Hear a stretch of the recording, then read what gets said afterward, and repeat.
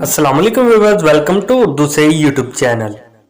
Like the video, subscribe my channel and press the bell icon to get notified. नाम है ज़मीरा। ज़मीरा नाम के English में स्पेलिंग बनते हैं ZAMEERA। ज़मीरा नाम का इस्तेमाल लड़कियों के नामों में होता है।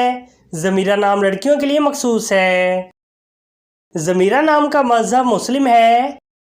ज़मीरा नाम के मायने हैं दिल की अंदरूनी बात, दिल में गुजरने वाली बात, दिल, ख्याल, भेद। ज़मीरा नाम के इंग्लिश में 7 हरूफ हैं और ये एक लफ्ज़ है। 7 वर्ड्स एंड 1 लेटर। ज़मीरा नाम के उर्दू में 5 हरूफ हैं और ये एक लफ्ज़ है।